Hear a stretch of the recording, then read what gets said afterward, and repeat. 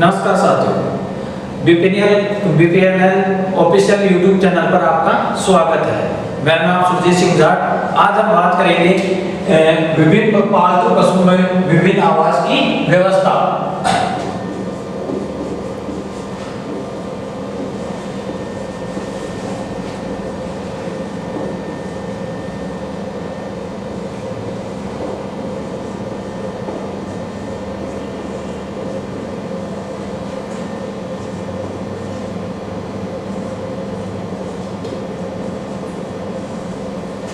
तो आज हम बात करेंगे कि जो आवास व्यवस्था है पशुओं की वो दो प्रकार की होती है। एक होता है बंद आवास, एक होता है खुला आवास।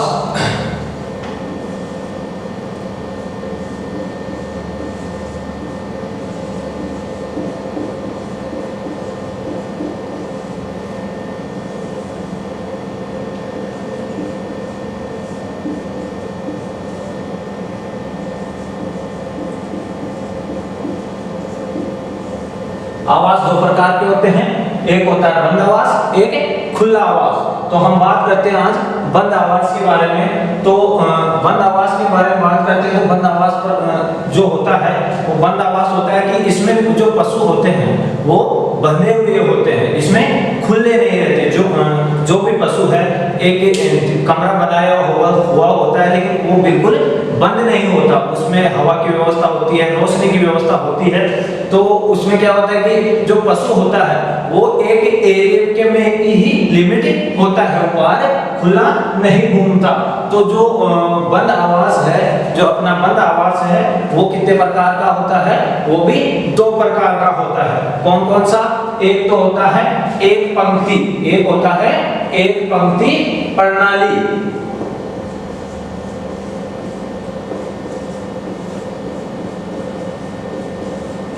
तो हम बात करें इस एक पंक्ति प्रणाली में, तो जो ये पशु होते हैं, जो पशुओं की व्यवस्था है, इसमें केवल 10 पशु रखे जाते हैं। कितने पशु? 10 पशु रखे जाते हैं। और इसमें दीवार जो पशु होते हैं बंद आवास में जो एक पंक्ति प्रणाली है, जिसमें जो पशु बंधे होते हैं कि मान लो कि ये आवास है और इसमें जो पशु बंधे होते हैं वो इस दीवार के पास में ही बंधे हुए होते हैं, यानी एक लाइन में ये आवास होता है, छोटा होता है, और जो पशु होते हैं वो बंधे हुए होते हैं। फिर आती है कि दूसरी जो भाग आता है बंद प्रणाली में, वो आता है द्विपंक्ति प्रणाली। द्विपंक्ति प्रणाली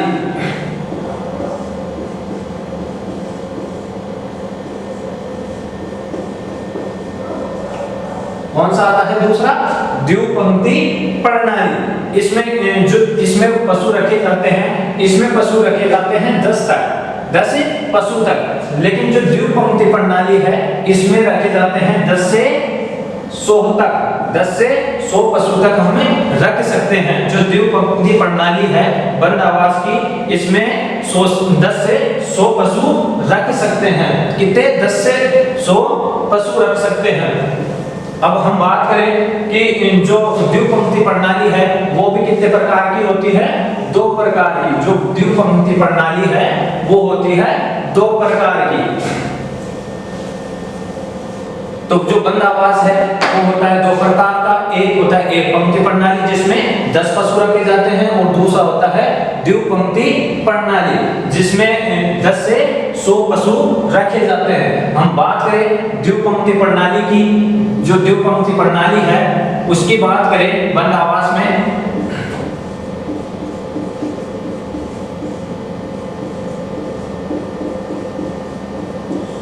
तो द्विपंक्ति प्रणाली कितने प्रकार की होती है? ये भी 2 प्रकार की होती है। द्विपंक्ति प्रणाली कितने प्रकार की होती है? 2 प्रकार की। तो पहली आती है, इसमें द्विपंक्ति प्रणाली में वो आती है मुंह आमने सामने वाली प्रणाली। मुंह आमने सामने प्रणाली।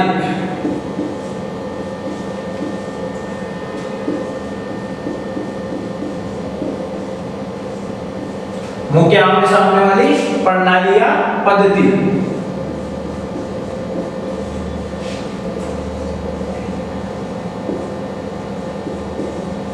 तो हम बात करें इसके मुंह के आमने सामने वाली पद्धति के बारे में, तो इसमें पशुओं को एक समांतर क्रम में रखा जाता है। पशुओं को बांधकर एक समांतर क्रम में रखा जाता है कि इसमें क्या होता है कि एक ये हमने आवास बनाया, एक आवास बनाया। अब इस आवास में जो मुंह के आमने सामने वाली प्रणाली है, इसमें क्या होता है कि जो हम ठाण बनाते हैं, जो ठाण बनाते हैं, ये मान लो कि उसकी नाद या ठाण हो गई जिसमें पशु चारा चरता है। तो हम इसकी बात करें, इस जो नाद या ठाण की बात करें, तो इसकी जो चौड़ाई होती है, जो चौड़ाई होती है वो कितनी होती है? जो चौड़ाई होती है वो होती है 2.5 फीट, 2.5 फीट, 2.5 फीट इसकी चौड़ाई होती है।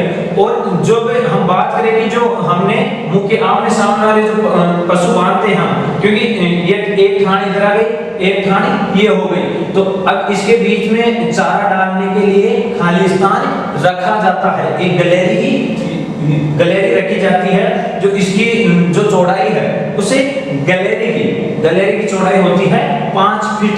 कितनी होती है? 5 फीट इसकी चौड़ाई होती है। अब पशुओं को हम जो मुंह के आमने सामने वाली प्रणाली है उसमें पशुओं को यहाँ रखा जाता है। जो ठाण है, एक तो यहाँ इधर हो गया पशु और एक यहाँ हो गए पशु। तो जो ये पशु हैं, इनके जो मुंह है वो आमने सामने रहते हैं। इसके मुंह है वो कैसे रहते हैं? आमने सामने। और हम बात कर रहे थे जो इसके जो ठाण बनाते हैं पशुओं के लिए, उसकी चौड़ाई कितनी होती है? 2.5 फीट। और इन दोनों ठाणों के बीच की, इन्हें दो एक ठाण की होगी 2.5 फीट, तो लेकिन हम दो ठाण बना रहे हैं तो इनके बीच की जो चौड़ाई है वो कितनी रहती है? 5 फीट।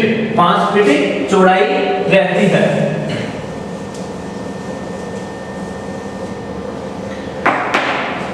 अब बात करें हम पूंछ से अगली जो पद्धति आती है द्विपंक्ति प्रणाली में, हमने बात की मुंह के आमने सामने वाली। दूसरी आती है पूंछ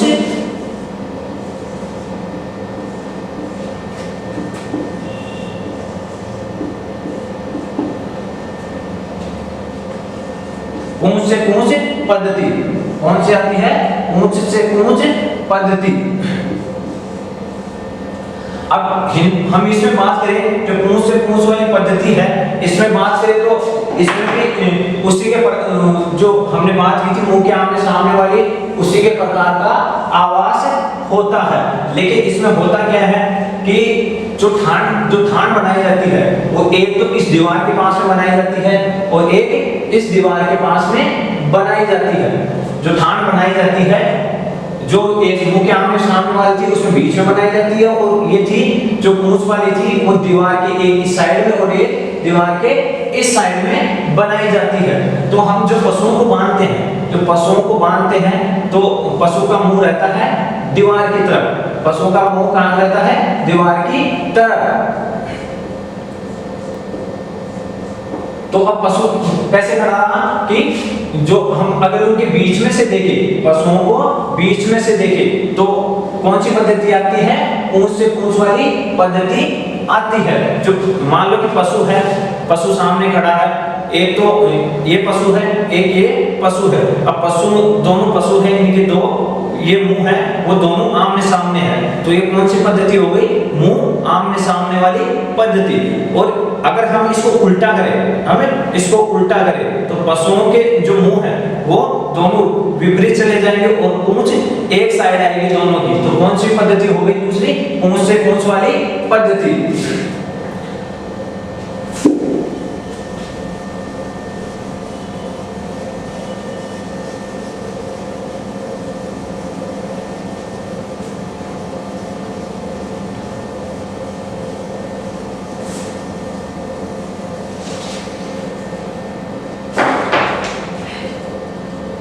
अब हम बात करें जो मुंह आमने सामने वाली पद्धति थी,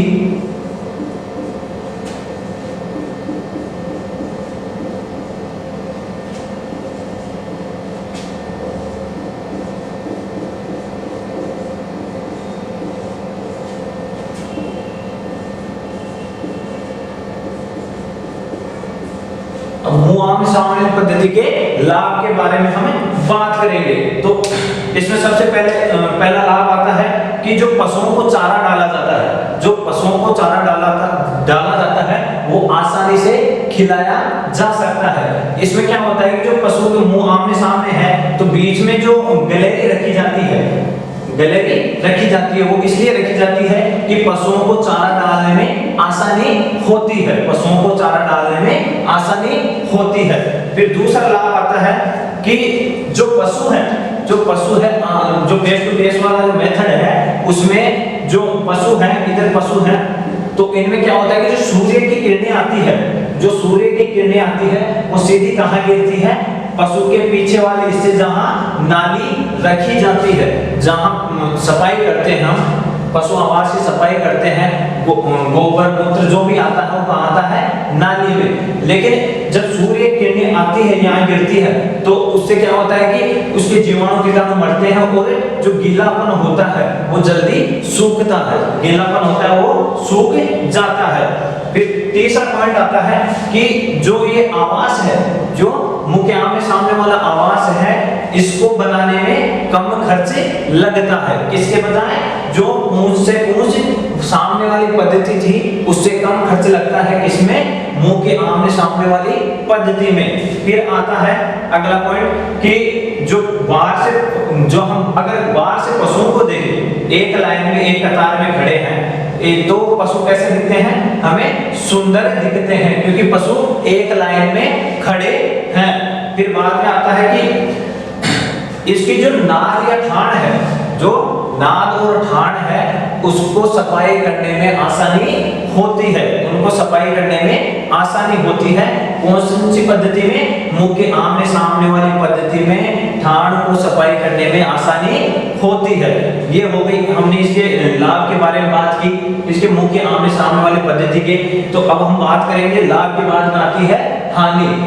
मुंह के आमने सामने वाली पद्धति की हानियों के बारे में हम बात करें तो सबसे पहले आता है कि इसमें सबसे ज्यादा दिक्कत होती है कि पशु आमने सामने खड़े होते हैं, जो पशु होते हैं वो आमने सामने खड़े होते हैं, इस वजह से उनमें श्वसन तंत्र से जो बीमारियां फैलती है उनका होने का डर बहुत ही ज्यादा रहता है कि उनमें श्वसन तंत्र से जो बीमारियां होती है वो ज्यादा फैलने का डर रहता है, क्योंकि पशु आमने सामने खड़े होते हैं तो जो उनका श्वास लेती है, जो पशु श्वास लेते हैं तो आपस में एक पशु कोई बीमार है तो जो सामने खड़ा है उसका भी बीमार होने का डर रहता है।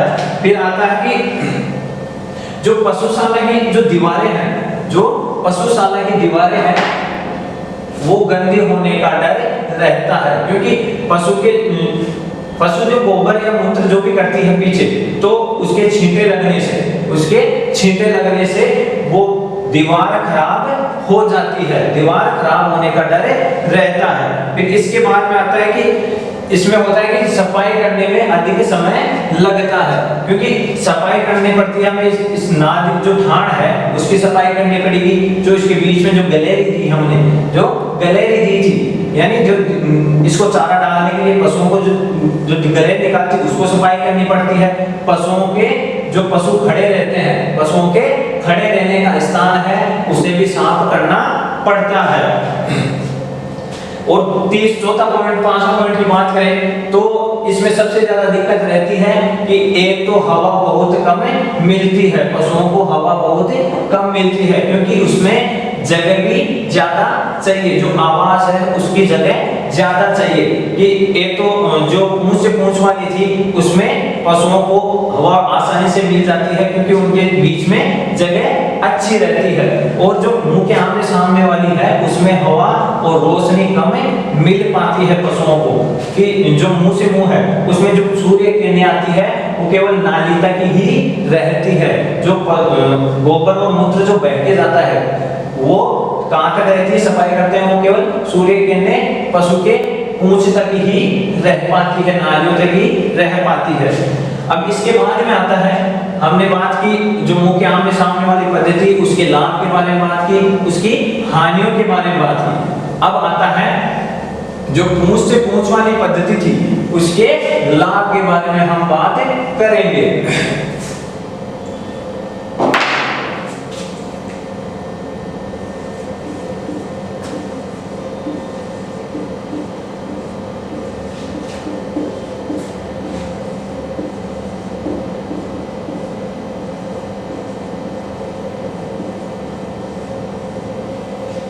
तो हम पूंछ से पूंछ वाली पद्धति के लाभ के बारे में सबसे पहले बात करें। पहला पॉइंट आता है कि जो इस पशुशाला है उसको सफाई करने में कम समय लगता है, इसके बजाय जो मुंह के आमने सामने वाली पद्धति थी उससे कम समय लगता है, क्योंकि जो पशु खड़े रहते हैं वो विपरीत खड़े रहते हैं और जो गंदगी होगी वो एक जगह ही होगी, क्योंकि बीच वाला भाग है वहां एक जगह होगी, तो इससे सफाई करने में आसानी होती है। फिर दूसरा पॉइंट आता है कि जो मुंह के आमने सामने वाली पद्धति में श्वसन तंत्र से जो बीमारियां फैलती थी वो इसमें नहीं फैल पाती, क्योंकि पशु विपरीत खड़े रहते हैं। फिर तीसरा पॉइंट हम बात करें कि सारे पशुओं की एक साथ देखभाल की जा सकती है, कि मान लो किसी पशु के किसी चीज की वजह से चोट लग गई पैर में, तो अगर हम पीछे से पशु को देखेंगे तो हमें आसानी से उसकी चोट नजर आ जाएगी। फिर आता है इससे जो सूर्य किरणें आती है वो सारे पशुओं को मिल जाती है और ताजा हवा भी मिल पाती है, किसमें? पूंछ से पूंछ वाली पद्धति में। फिर आता है कि जो दूध दोहते हैं, दूध निकालते हैं, तो उसमें दूध निकालने में आसानी होती है, क्योंकि जो मुंह के आमने सामने वाली पद्धति है इसमें घूम के जाना पड़ता है, एक बार इधर से निकालो एक बार उधर निकालो, तो इसमें क्या होता है कि इस विपरीत खड़े रहते हैं पशु, तो उनके दूध निकालने में आसानी होती है। और बात करें छठे पॉइंट की, तो जो मुंह के आमने सामने वाला जो पद्धति थी उससे दीवार खराब होती थी, किससे? जो पशुओं द्वारा गोबर और मूत्र त्याग किया जाता था उससे। लेकिन ये मुंह से पूंछ वाली पद्धति में इससे पशुशाला की दीवारें बहुत कम गंदी हो पाती है, सफाई कम करनी पड़ती है। अब हमने लाभ देखे मुंह से पूंछ वाली पद्धति के, तो अब हम देखेंगे इसकी हानियां, कि लाभ के बाद में इसकी हानियां क्या क्या है, इससे क्या क्या नुकसान है इस पद्धति से। इसमें जो हम बंटा और चारा डालते हैं पशु को, उसमें एक श्रम ज्यादा लगता है, यानी हमें जो पशुओं की केयर करने के लिए जो मजदूर रखते हैं वो ज्यादा रखने पड़ेंगे, क्योंकि पशुओं को एक पशु को ज्यादातर जो चारा डालते हैं वो डालना पड़ेगा। अगर वो मुंह से मुंह वाली पद्धति थी उसमें क्या होता है कि वो दीवार गलेरी बनी होती है, उसमें से खड़े खड़े दोनों तरफ पशुओं को चारा आसानी से डाला जा सकता है। लेकिन ये जो मुंह से पूंछ वाली पद्धति है इसमें पशुओं को एक पशु को उसके सामने जाके चारा डालना पड़ता है, तो इससे क्या होता है कि समय ज्यादा लगता है। फिर आता है कि जो ये पद्धति है, जो कौन सी पद्धति? पूंछ से पूंछ वाली पद्धति है, इसमें इस जो जगह है उसकी ज्यादा आवश्यकता पड़ती है।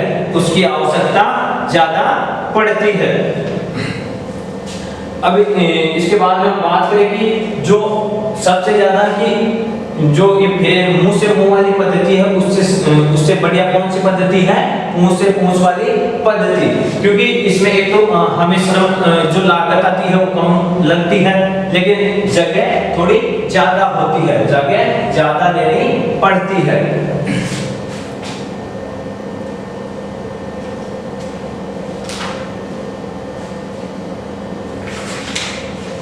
अब इसके बाद में आता है कि पशुशाला बनाने के आयाम। जो पशुशाला बनाते हैं हम उसमें क्या क्या चाहिए, कौन सी चीजें होनी चाहिए कि हमें सारी सुविधाएं मिल पाए एक पशुशाला बनाने में। जो पशुशाला बनाते हैं हम पशुओं के लिए उसमें क्या क्या जरूरी होना चाहिए कि पशुशाला में, कि जो पशुशाला है वो हमारे जो शहर है उससे नजदीक होनी चाहिए, रोड पर होनी चाहिए, जो जमीन है वो उपजाऊ और धरातल पर होनी चाहिए, कि जो हम पशुशाला बना रहे हैं वो धरातल से थोड़ी ऊंची ऊपर उठी हुई होनी चाहिए। क्यों? कारण होता है क्योंकि जब बरसात के मौसम में क्या होता है कि अगर यहाँ थोड़ा खड्डा होगा तो यहाँ पानी भरा रहेगा। और दूसरी बात ये कि जो पशु को हम नहलाते हैं, वो पशु मूत्र त्याग करता है, तो वो कहाँ रहता है? पशुशाला में ही भरा हुआ होता है।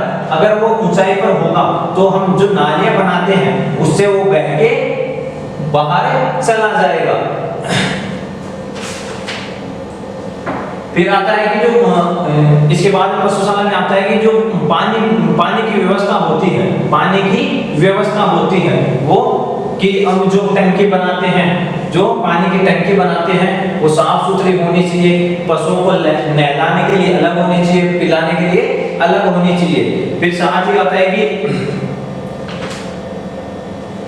ये भी हमें मालूम होना चाहिए कि जो पशुशाला बनाते हैं हम, उसकी नालियां बनी होनी चाहिए। पशु जो नहलाते हैं वो पानी बाहर चला जाए, जो पशु द्वारा गोबर मूत्र त्याग किया जाता है वो भी बहकर बाहर चला जाए। सफाई करते हैं, सफाई करें तो जो पशुशाला में जो इकट्ठा हो, जो कचरा इकट्ठा हो ना हो पाए, वो नालियों से ही बहकर बाहर चला जाए।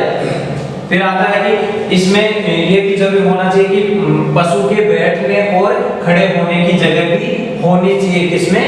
पशुशाला में। पशुशाला में जो पशुशाला हम बनाते हैं तो उसमें क्या होता है कि जो पक्का फर्श बनाया है हमने पशुओं के लिए, पक्का फर्श बनाया है, तो उसके साथ ही थोड़ी जगह खुली यानी कच्ची मिट्टी डाली जाती है पशुओं को बैठने के लिए। पशुओं के बैठने के लिए हम अलग से मिट्टी डाली जाती है। तो दोस्तों हम आज की इस वीडियो में बात किए थे पालतू पशु में आवास व्यवस्था के बारे में। तो आज का टॉपिक यहीं खत्म होता है। अब हम बात करेंगे अगले नेक्स्ट वीडियो में। धन्यवाद। Click on the subscribe button to subscribe to our channel. Press the bell icon on the YouTube app and never miss another update.